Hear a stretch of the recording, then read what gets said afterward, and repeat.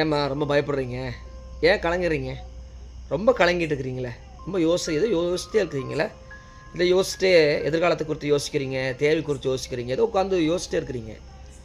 ரொம்ப மைண்டு டிஸ்டர்பாக கொண்டிருக்கீங்க இல்லையா? அப்படி தானே கொண்டிருக்கிறீங்க. ஆண்டவர் உங்களை பார்த்து சொல்கிறாரு, பயப்படாத அப்படின்னு ஆண்டவர் சொல்கிறார். பயப்படாதுன்னு என்ன அர்த்தம் அப்படின்னா, நான் இன்னொருக்குன்னு அர்த்தம். தேவனாய் கர்த்தர் வானத்தையும் பூமி உண்டாக்குன சர்வ வல்லமையுள்ள தெய்வம் சொல்கிறவங்களை பார்த்து சொல்கிறாரு, நீ பயப்படாத. ஒரு சில காரியத்தை குறித்து பயந்து நீ கலங்கி திகிழ்த்து கொண்டிருக்கிற. ஒரு சில காரியத்தை குறித்து நீ பயந்து சோர்ந்து போயிட்டு இருக்கிற. என்ன செய்வேன்னு உனக்கு தெரியல. இப்போ என்ன வழின்னு உனக்கு தெரியல. என்ன பண்ண போகிறன்னு உனக்கு தெரியாமல் உட்காந்து குழப்பத்தோட ரொம்ப உடைஞ்சு ரொம்ப டிப்ரெஷனில் உட்காந்து ஒரு டிசிஷன் எடுக்க முடியாமல் உட்காந்துருக்கிறேன். இப்போ அப்படி தான் நீ உட்காந்துருக்கிறீங்க. ஒரு சிலர் அப்படி தான் உட்காந்துருக்கிறீங்க.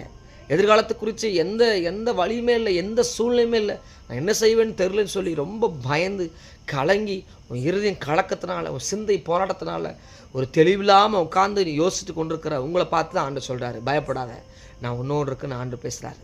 இந்த மாலை வேளையில் உங்களை பார்த்து என்ன ஆண்டு சொல்கிறாரு, நீ பயப்படாத. நீ ரொம்ப வருத்தப்பட்டு உட்கார்ந்துருக்கிற, வருத்தத்தினால நிறைஞ்சிருக்கிற, உன் இருதயம் வருத்தத்தினால் நிறைஞ்சிருக்குது, ஒரு சிந்தை பயத்தினால் நிறைஞ்சிருக்குது, உன் இருதயம் கலக்கத்தினால ஏதோ ஒரு போராட்டத்தினால உட்கார்ந்து நீ யோசித்து கொண்டிருக்கிறீங்க. இந்த மாலை வேளையில் ஒரு இடத்துல உட்கார்ந்து நீங்கள் யோசித்து கொண்டிருக்கிறீங்க. அந்த யோசனை உங்களை ரொம்ப கஷ்டப்படுத்துது. ஏன்னா உங்களுடைய எதிர்காலத்தை குறித்து, உங்களுடைய சூழ்நிலை குறித்து ரொம்ப யோசிக்கிறீங்க. நான் என்ன செய்ய போகிறேன்னு தெரியலையே, இந்த சூழ்நிலை இருக்குது, இந்த பாரியம் இருக்குது, என்ன பண்ணணும்னு சொல்லி இதை யோசித்து டிப்ரெஷன் ஆகி தூங்க முடியாமல் ரொம்ப கலங்கிருக்கிறீங்க.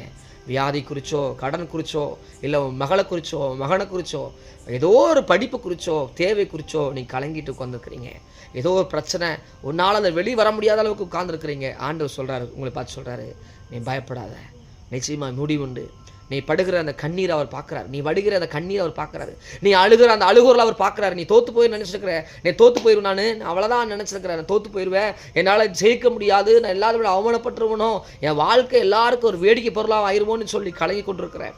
ஏன் எனக்கு ஒன்று மாற்றி நடந்துகிட்டே இருக்குது. எங்கள் குடும்பத்தில் மாத்திரம் ஒன்று மாற்றி நடந்துகிட்டே இருக்குது.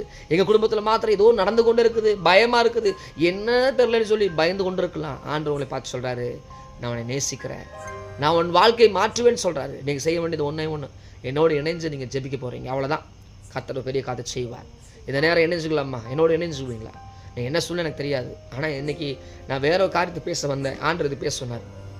என்னோடு இணைஞ்சுக்குங்க, நான் உங்களுக்கு ஜெபிக்கிறேன். பரிசுத்த நல்ல பிதாவே, இந்த மாலை வேளை யாருக்கெல்லாம் அந்த ஜெபம் தேவையோ நான் ஜெபிக்கிறேன். ஆண்டவரே, இந்த மாலை வேளை என்ன சூழ்நிலை உட்கார்ந்து கலங்கி போராடி ஆண்டவரே வேதனால் கலங்கி கொண்டிருக்கிற ஒவ்வொரு இருதயங்களை தொடுங்க. அவங்க சூழ்நிலையை மாற்றும். ஆண்டவர் வாழ்க்கைக்கு வெளிச்சத்தை கொடுங்க.